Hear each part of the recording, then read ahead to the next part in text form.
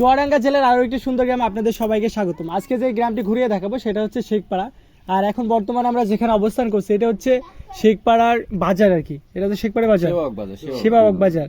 তো এখানে হচ্ছে একটা মাধ্যমিক বিদ্যালয় আছে, সেখানে হচ্ছে আপনার চারটা গ্রাম। তো চারটা গ্রামের নামের মানে প্রথম অক্ষর আর কি, চারটা গ্রামের নামের সমন্বয় হচ্ছে এই সেবাবাগ মাধ্যমিক বিদ্যালয়টা হচ্ছে নামকরণ করা হয়েছে। আর দেখেন চাচা এখানে বসে আছে। আপনি কেমন আছেন? ভালোই আছেন। আপনি নাকি অনেক ছন্দ পারেন, কয়েকটা শোনান। ছেলে আগায় না কেন? ছেলে কি করে? বই নিয়ে নিয়েছে, আবার তারা দেখে ছেলেকে জব করে বাড়ি আদা পড়ি হয়ে গিয়েছে, পাগল হয়ে গিয়ে স্যান করে থি আদাম টিপকল মারি স্যান করি থ্রিতে সরি থি আদাম। আমি একটু এখন বাবা ছন্দ বাংলাদেশ সব জানি, কিছু একটা মনে নেই, যেহেতু অনেক বয়স হয়ে গেছে, 100 বছর প্রায়, যার কারণে সবকিছু ভুলে গেছেন আর কি, তাই তো? হ্যাঁ, এখন এই কি বলে দেখে একটা মনে হয়েছে আবার হারিয়ে গেল। আচ্ছা মনে করেন, একটু চেষ্টা করেন। রঙে পড়ছেন চাঁদে দেখো যাতার্য ঘটনা, গ্রামের নাম মামানগর আলমডাঙ্গা থানা, সেই কথা শুনিয়ে আমি করিলাম রটনা বন্ধু হে।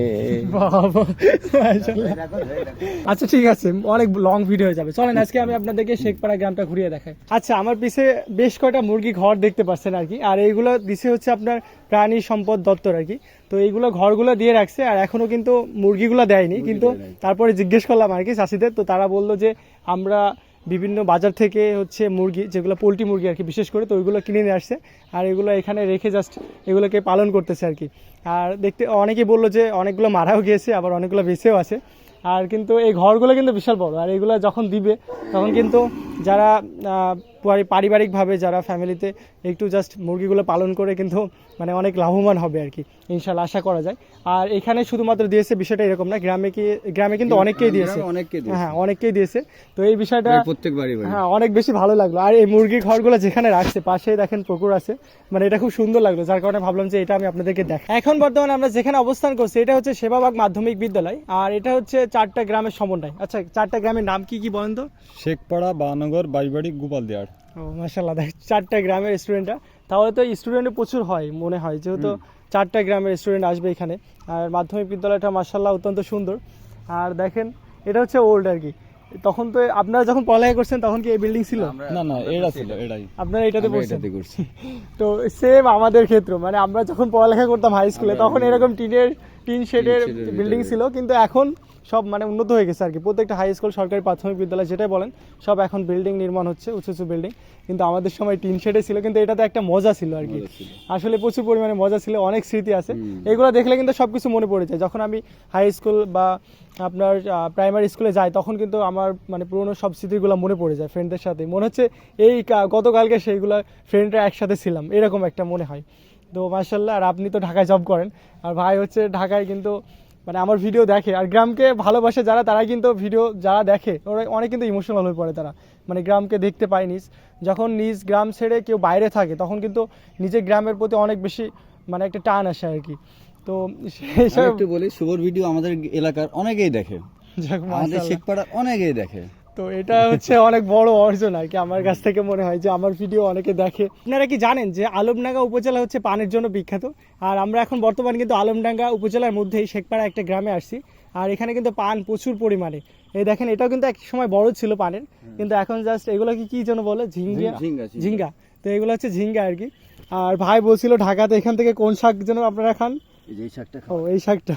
তো এই শাকটা কিন্তু গ্রামের মানুষকে আপনি যতই দেন না কেন তারা কিন্তু এটা খাবে না, মানে ঢাকায় গেলে এরা খাচ্ছে কিনে, কিন্তু এখানে এমনিতেই আছে, কিন্তু এগুলো কেউ কিনে খাবে না আর কি, আর খাবেও না, উঠায় এটা খাওয়া যায়। অবশ্যই, এই যে এটাও খাওয়া যায়। আর দেখেন আমার পিছে হচ্ছে পানের বরজ, এটা হচ্ছে পানের জন্য প্রচুর বিখ্যাত ছিল, মানে প্রচুর পরিমাণে পানের চাষাবাদ হতো। এখন একটু কমাই দিছে, কিন্তু এর আগে প্রচুর পরিমাণে পানের বিশেষ করে চাষাবাদ হতো। মাঠের দিকে আসছি, মানে মাঠের পরিবেশটা মাশাআল্লাহ অত্যন্ত সুন্দর, আর আজকের আবহাওয়াটা অনেক বেশি ভালো, আর আমরা অনেক মানে এনজয় করতেছি আর কি। বিশেষ করে ভাইদেরকে কি বলে যে ধন্যবাদ দেবো, এত সুন্দরভাবে তাদের গ্রামটাকে আমাদেরকে ঘুরিয়ে দেখাচ্ছে, মানে এটা ভাষায় প্রকাশ করা যাবে না। আচ্ছা, এখন বর্তমানে আমরা কিন্তু যেখানে অবস্থান করছি এটা হচ্ছে শেখপাড়ার মাঠ, আর মাঠের দিকে আসার পরে দেখলাম যে ভাই হচ্ছে অনেক মানে টমেটো চাষাবাদ করছে আর কি। আর এটা হচ্ছে মানসলিক না কি জানো, মালচিনি মালচিং, আচ্ছা মালচিং পদ্ধতিতে হচ্ছে টমেটো চাষাবাদ করছে। আর দেখেন এই যে আপনার পলিথিন রাখছে যাতে ঘাসগুলো না বেরোতে পারে, তাই তো? আর এই সাইডে কিন্তু প্রচুর পরিমাণে ঘাস। আর টমেটো চাষাবাদ কেমন হয়েছে আপনি বলেন? অনেক ভালো হয়েছে।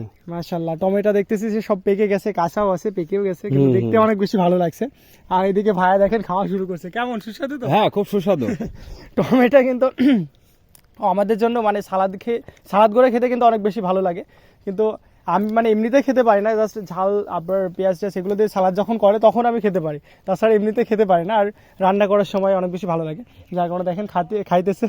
আর আপনি তো টমেটোগুলো উঠে নিয়ে এখন বাজারে বিক্রি করবেন না? এটা তো আজকে উঠাইছেন, তো আজকে তো বাজারে বিক্রি করা যায় না, না? গতকাল আগামীকাল বিক্রি হবে সকাল দেখে। এগুলো নষ্ট হয়ে যাবে না? না না না, 1-2 দিনে কিছু হয় না, না, তাই তো? পাকলে যার কারণে দেখলাম যে ওঠাই আপনি গাড়িতে উঠাইছেন, আর ওগুলো নিয়ে যাবেন আর কালকে বিক্রয় করবেন, তাই তো? জি মাশাআল্লাহ। তো দেখতেই পারছেন কত টমেটো। এটা কত কাঠা হয়ে আবাদ করছেন আপনি? জমি কত কাঠা? 52 শতক।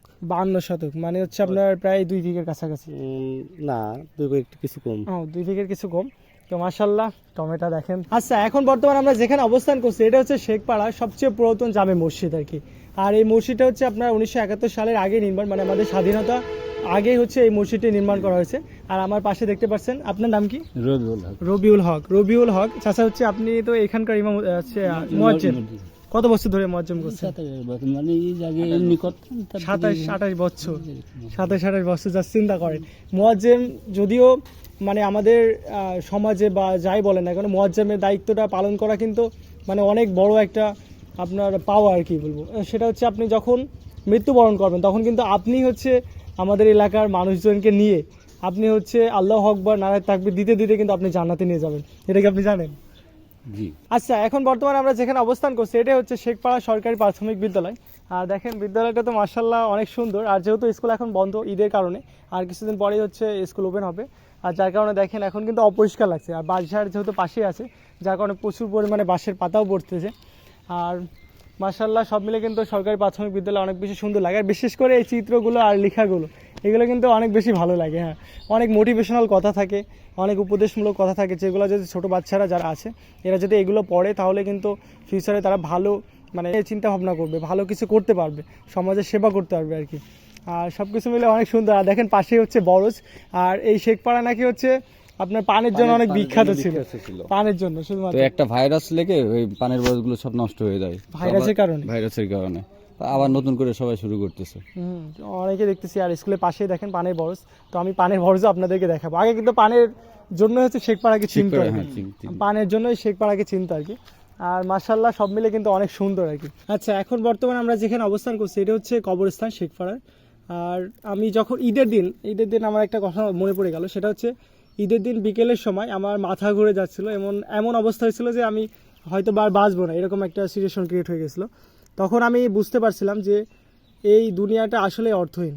মানে যারা মৃত্যুর কাছ থেকে ফিরে আসে তারাই বুঝতে পারে যে আসলে এই দুনিয়াটা অর্থহীন। কারণ যতই আপনার সম্পদ থাক, যতই বিল্ডিং, যতই যাই করেন না কেন, এই পৃথিবী ছেড়ে আপনাকে যেতে হবে একটা সময়, সেটা যে কোনো টাইমে হতে পারে। তাই আমরা চেষ্টা করবো সবসময় ভালো কাজ করার জন্য। আচ্ছা, এখন বর্তমানে আমরা যেখানে অবস্থান করছি এটা হচ্ছে শেখপাড়ার উত্তরপাড়ার কেন্দ্রীয় ঈদগাহ ময়দান। আর ঈদগাহ ময়দানটা মাশাআল্লাহ অনেক বেশি সুন্দর। আর এর পাশেই হচ্ছে পারিবারিক একটা কবরস্থানও আছে।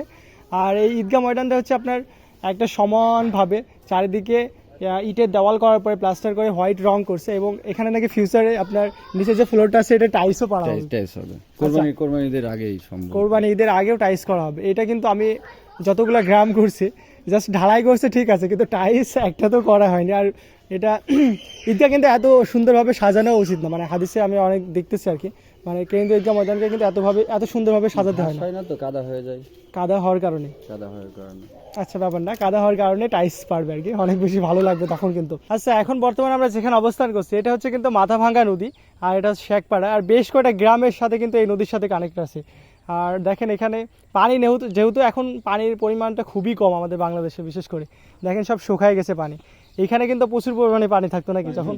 হ্যাঁ, এখন বড় বড় আর মাছ, তারপরে বিভিন্ন প্রজাতির মাছ পাওয়া যেত।